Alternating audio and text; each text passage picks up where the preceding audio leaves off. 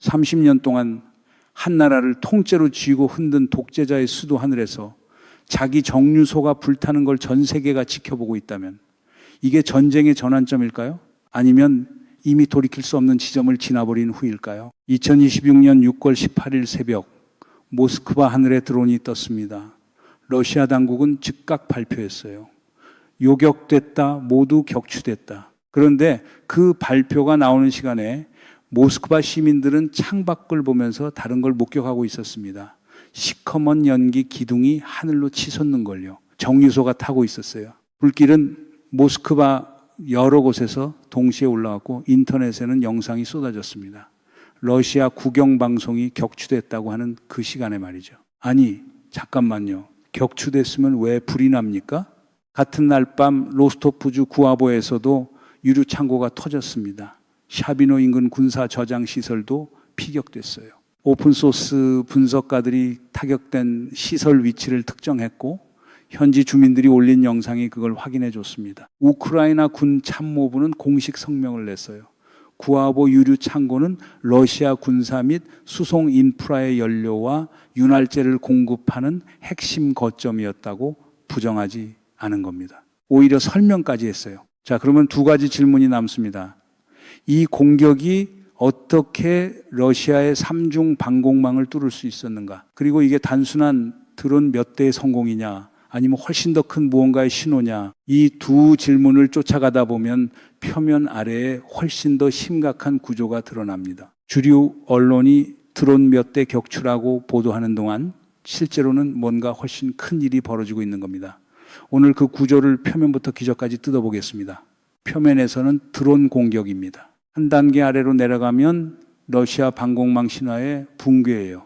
그리고 그 밑에는 러시아의 전쟁 경제 자체가 지금 어떤 상태인지 그 민낯이 있습니다. 러시아는 모스크바에 3중 방공망을 깔았습니다. S-400 장거리 지대공 미사일 시스템, 판치르 근접 방공 포대, 토르 단거리 방어 시스템이 겹겹이 배치되어 있고 공식 발표마다 수도는 난공불락이라는 표현이 따라붙었어요. 러시아 관영 언론은 이 방어망을 가리켜 세계에서 가장 촘촘한 도심 방공 시스템이라고 선전했습니다. 그 말이 틀렸다고 단정할 수는 없어요. 근데 임진왜란 당시 조선도 똑같은 말을 했습니다. 성벽은 견고하고 훈련된 병사들이 지키고 있으며 왜군은 결코 한양에 닿지 못할 것이라고. 한양이 함락되는 데 걸린 시간은 열흘이 채 안 됐습니다. 방어 시스템이 완벽해 보일수록 뚫렸을 때의 파장은 그만큼 크게 옵니다. 실제로 무슨 일이 벌어졌냐면 우크라이나 드론들이 저고도와 저속도를 활용해 레이더 탐지망의 사각지대를 파고든 겁니다. 군사 전문가들이 꾸준히 지적해온 부분인데 기존 방공 시스템은 빠르고 높이 오는 미사일을 상정해서 설계되어 있어요. 느리고 낮게 날면서 지형 지물을 활용하는 드론은 다른 게임입니다. 짧게 말하면 골키퍼를 훈련시킬 때 정면 슛을 막도록 훈련시켰는데 상대가 바닥을 굴러서 들어오는 공을 차는 방식으로 바꾼 겁니다. 러시아가 인정하고 싶지 않은 그러나 불타는 정유소가 이미 증명해버린 사실이에요. 러시아 방공망이 왜 이렇게 됐냐는 질문을 하나 더 해봐야 합니다. 러시아 당국 발표와 현실 사이의 간극이 이렇게 크다는 것 자체가 이미 무언가를 말해주거든요. 러시아 국방부는 공격 직후 성명을 냈어요. 다수를 격추했다, 피해가 미미하다. 그런데 모스크바 시민들은 그 성명을 읽으면서 창밖에서 연기를 보고 있었습니다. 이 간극이 중요한 이유는 러시아 내부에서도 이 격차를 보고 있는 사람들이 있기 때문이에요. 30년 동안 국가의 강함을 선전해온 시스템이 수도 하늘에서 자기 정유소가 불타는 걸 설명해야 하는 처지가 된 겁니다. 참 신기하죠. 격추됐다는 발표와 불타는 시설 영상이 동시에 인터넷을 도는 세상입니다. 그런데 여기서 한 가지 놓치면 안 되는 게 있습니다. 우크라이나가 이 공격을 어떤 맥락에서 선택했는지예요. 젤렌스키는 공개적으로 말했습니다. 키이우가 불타면 모스크바도 탄다. 이게 감정적인 보복 선언이었을까요? 아닙니다. 이건 정확히 계산된 전략적 선언이었어요. 러시아가 우크라이나의 역사 문화 유산인 라브라 수도원을 타격했습니다. 우크라이나는 정확히 같은 급의 목표물로 응수했어요. 수도의 에너지 핵심 시설, 눈에는 눈, 정유소에는 정유소. 이건 무작위 보복이 아니라 정밀하게 설계된 대칭적 압박입니다. 네이토 사무총장 마르크 리터도 이 시점에 중요한 입장을 냈어요. 잠재적 평화 협상을 위해 러시아 영토 타격을 자제해서는 안 된다. 서방 최고위 안보 인사의 입에서 이 말이 나온 겁니다. 그리고 리터는 여기에 덧붙였어요.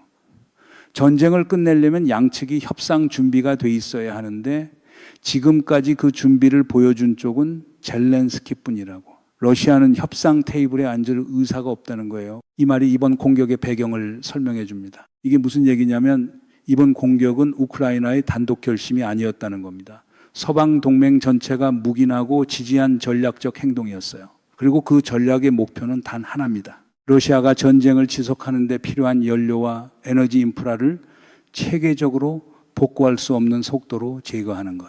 한 가지 더 있어요. 이거 웃을 일이 아닌데 우크라이나가 AI 탑재 장거리 드론 계약을 2026년 1월, 4월에만 2025년 전체 대비 300% 늘렸습니다. 3배가 아닙니다. 300% 증가해요. 지금 우크라이나가 어떤 방향으로 이 전쟁을 끌고 가려 하는지 이 숫자 하나가 다 말해줍니다. 문제는 여기서부터입니다. 이 타격이 왜 지금 이 시점에 이렇게 심각하게 작동하는지를 이해하려면 러시아 정유 산업의 현재 상태부터 봐야 해요. 이 수치들을 보시면 솔직히 말이 안 나옵니다. 러시아 전체 정유 능력의 30% 이상이 현재 오프라인 상태입니다. 하루 기준으로 214만 배럴이 멈춰 있어요. 2026년 6월 초 기준으로 러시아 일일 정유 처리량이 400만 배럴 아래로 내려갔는데 이게 21년 만에 최저치입니다. 2005년 이후 처음 있는 일이에요. 이 11년이라는 숫자가 얼마나 긴 시간인지 생각해 보면 이게 단순한 충격이 아니라 구조적 손상이라는 게 보입니다. 어떻게 이 지경이 됐냐면 우크라이나가 16개 주요 정유소와 연료 터미널을 타격했습니다. 40개 이상의 공정처리 설비가 가동을 멈췄어요. 그리고 결정적인 문제는 러시아가 이걸 복구할 수 없다는 겁니다. 국제 제재 때문에 고정밀 정유 설비에 필요한 서방 기술 부품이 차단됐어요. 수입 대체를 시도했지만 이미 실패로 판명됐습니다. 에너지 인텔리전스 분석가들이 이 상황을 보고 내린 진단이 뭐냐면 러시아 역사상 최악의 연료 위기가 오고 있다는 겁니다. 역사상 최악. 이 표현이 어떤 나라에 대해 쓰이냐면 보통 시스템이 감당 가능한 한계를 넘어선 경제에 대해 씁니다. 지상파 뉴스에서 이 수치들을 제대로 짚어주는 보도를 보신 적 있으세요? 대부분의 보도는 드론 공격 소식에서 멈춥니다. 러시아의 전쟁 경제 기반이 지금 어떻게 되고 있는지 그 구조는 잘 안 보여줘요. 여러분이 지금 보고 있는 게 바로 그 층입니다. 이게 전선에서 어떻게 구체적으로 나타나고 있냐면 크림반도부터 보면 됩니다. 5월 말 러시아가 점령 중인 크림에서 휘발유 위기가 시작됐습니다. 처음엔 주유소 대기 줄이 좀 길어지는 수준이었어요. 그게 점점 심해지더니 가솔린을 QR코드로 배급하는 체제로 전환됐습니다. QR코드가 없으면 주유 자체가 안 돼요. 주유소마다 긴 줄이 생겼고 사람들이 새벽부터 자리를 잡기 시작했습니다. 어느 주민은 인터뷰에서 이렇게 말했어요. 어제는 정오부터 저녁까지 기다렸다. 오늘도 2시간째 서 있다. 또 다른 주민은 카메라 앞에서 이렇게 말했습니다. 내 직업이 운전을 해야 하는 일인데 지금은 걸어 다니고 있어요.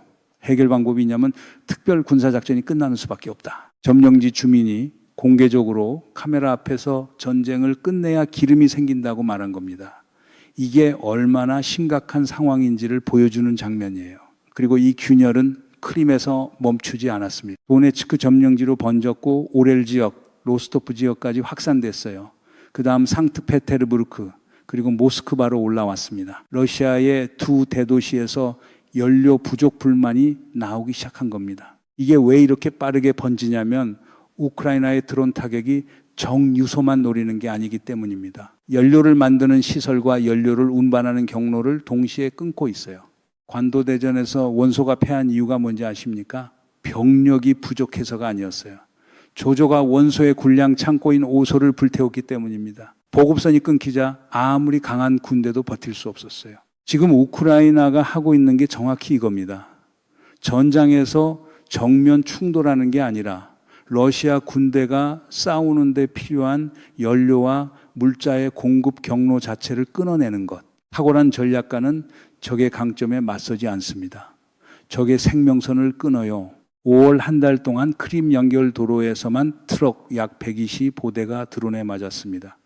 6개월 들어서는 케르손 지역과 크림 반도를 잇는 교량 구간이 1차 목표가 됐어요. 우크라이나 군은 이 기간에만 크림 연결 도로에 약 200회 중거리 드론 타격을 실시했고, 우크라이나 군 공식 발표에 따르면 장거리 무기가 러시아 영내일 500km 이상 지점까지 체계적으로 타격하고 있습니다. 우크라이나 군이 이걸 새로운 단계의 드론 캠페인이라고 부릅니다. 정확한 표현입니다. 이건 드론 전쟁이 아니에요. 공급망 전쟁입니다. 그리고 이 전략이 바꾸고 있는 건 전선의 지형이 아니라 러시아가 전쟁을 지속할 수 있는 경제적 기반 자체입니다. 전선에서 이게 어떻게 나타나고 있냐면은 러시아군이 전진하거나 방어하는 데 필요한 연료가 줄어들고 있습니다. 탱크는 기름이 있어야 달리고 헬리콥터는 연료가 있어야 날아요. 공격 헬기가 이륙하지 못하면 전선의 역학이 달라지는 겁니다. 우크라이나 군사 분석가들이 지적하는 것도 이 부분입니다. 러시아가 5월 한 달 동안 공세 템포를 이전만큼 유지하지 못했고 그 배경에 연료 공급 차질이 있다는 거예요. 물론 이걸 단정적으로 말하기는 어렵습니다. 전쟁 상황에서 변수가 워낙 많으니까요. 다만 연료 위기가 심화될수록 이 변수의 영향력은 커질 수밖에 없어요. 자, 여기서 결론이 보이는 것 같죠? 우크라이나가 러시아 에너지 인프라를 체계적으로 파괴하고 있으니 연료가 부족하고 그러니 전선 보급에 차질이 생긴다. 이렇게 정리하고 싶은데 진짜 문제는 지금부터예요. 이야기의 성격이 완전히 달라지는 부분이 있거든요. 왜 러시아가 이걸 복구 못하냐는 질문을 해보면 대답이 여러 층으로 나옵니다. 제재 때문에 부품이 없다는 건 이미 말씀드렸어요. 수입 대체도 실패했다고 했습니다. 그런데 그 밑에 더 있어요. 러시아는 지금 중국에서 연료를 수입하고 있습니다. 여기서 지금 벌어지고 있는 구조를 보면 웃어야 할지 울어야 할지 모르겠습니다. 전쟁 초반에 어떤 일이 있었냐면 국제 제재 때문에 러시아 산석유를 아무도 정가에 사려 하지 않으니까 러시아가 중국한테 대폭 할인가에 팔았어요. 배럴당 수십 달러 싸게 넘겼습니다. 사실상 헐값이었어요. 중국 입장에서는 꽤 좋은 거래였죠. 그런데 지금은 방향이 뒤집혔습니다. 자국 정유소가 타고 자국 연료가 부족해지니까 이번엔 러시아가 중국한테 프리미엄 얹어서 사고 있어요. 할 때는 할인, 살 때는 프리미엄. 30년 동안 에너지 강국으로 군림했던 나라가 이 구조 속에 들어갔습니다. 그리고 이 구조에서 중국이 러시아에 대해 갖는 경제적 레버리지가 어느 수준인지는 굳이 설명 안 해도 보이실 겁니다. 러시아는 지금 중국 없이 전쟁을 지속할 수 없는 나라가 됐어요. 독재자가 만든 안정이 어떻게 국가의 전략적 자율성을 갉아먹는지 역사에서 이 패턴을 본 적이 있습니까? 나폴레옹이 러시아 원정에서 패한 건 병력이 약해서가 아니었어요. 보급선이 과도하게 늘어지고 소모가 누적되고 어느 순간부터 철군도 진군도 불가능한 구조에 갇혔던 거예요. 외부에서 무너지기 전에 이미 안에서 식어 들어갔습니다. 지금 러시아가 정확히 그 구조 안에 있어요. 그리고 여기서 이번 스크립트에서 가장 중요한 지점이 나옵니다. 푸틴은 30년간 안정을 팔았습니다. 그런데 실제로는 러시아를 중국에 헐값에 팔고 있었던 겁니다. 독재자가 안정이라고 부르는 것은 사실 권력을 유지하기 위해 국가의 전략적 옵션을 하나씩 팔아넘기는 과정이에요. 에너지 수출 의존도가 높아지고 수출처가 중국 하나로 좁아지고 대한산업이 발전하지 않은 채로 전쟁을 시작했습니다. 전쟁이 길어질수록 중국 의존도는 더 깊어지고 협상력은 더 약해지는 구조 속으로 스스로 걸어 들어간 거예요. 이건 전쟁의 실패가 아닙니다. 30년 통치의 구조적 결과입니다. 그리고 이 구조가 왜 중요하냐면 러시아만의 이야기가 아니기 때문이에요. 독재 권력이 안정이라는 이름으로 작동하는 방식은 어느 나라에서나 비슷합니다. 반대 의견을 봉쇄하고 대안 경로를 막고 한 방향으로만 자원을 집중시켜요. 처음에는 강해 보입니다. 결단력 있어 보이고 효율적으로 보여요. 그런데 그 구조가 30년 가면 어떻게 되냐면 시스템 전체가 한 사람의 판단에 의존하게 됩니다. 한 사람이 틀리면 수정할 경로가 없어요. 그리고 지금 러시아가 그 한 사람의 판단이 만든 결과를 온 나라가 함께 치르고 있는 겁니다. 수도에서 연기가 피어오르는 채로. 지금 러시아는 전쟁을 이기고 있는 게 아닙니다. 버티고 있는 것도 아니에요. 서서히 개판이 되고 있는 겁니다. 이제 크림 이야기를 해야 합니다. 우크라이나 국방장관 페도로프가 뭐라고 했냐면 크림 반도는 곧 완전히 고립될 것이라고 했어요.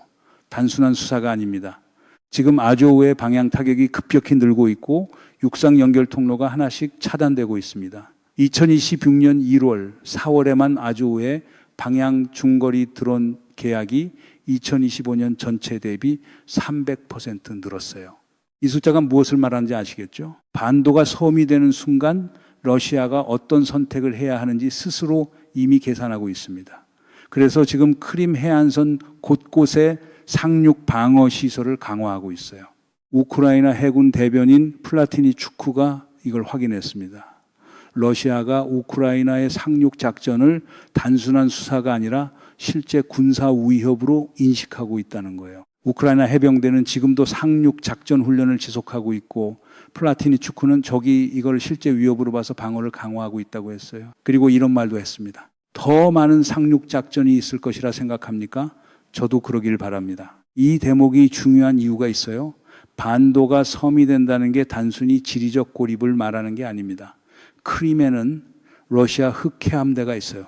러시아가 흑해에서 해군력을 유지하는 핵심 거점입니다. 그 거점이 고립되면 러시아의 흑해 전력 투사 능력 자체가 근본적으로 흔들려요. 이건 군사적 손실을 넘어서 러시아가 협상 테이블에서 뭔가를 내놓아야 하는 상황을 만들어냅니다. 전쟁을 시작한 나라가 협상 카드를 잃어가는 과정, 그게 지금 크림에서 벌어지고 있는 일이에요. 그리고 이 흐름이 어디까지 이어질 것인가? 그건 앞으로 몇 달 안에 드러날 겁니다. 크림의 연료 배급제가 얼마나 더 심해지는지 그 하나를 보면 전쟁의 향방이 보이기 시작할 거예요. 여기서 뒤집어 생각해 보면 공격자가 수비를 강화한다는 것 자체가 이미 전략적 주도권을 잃었다는 신호입니다. 러시아는 자신이 시작한 전쟁에서 방어 태세를 강화하는 중입니다. 처음에 던진 질문으로 돌아와 봅시다. 30년 독재자의 수도 하늘에서 정유소가 불타는 이 장면이 전쟁의 전환점이냐 이미 지나버린 지점이냐고 물었었죠.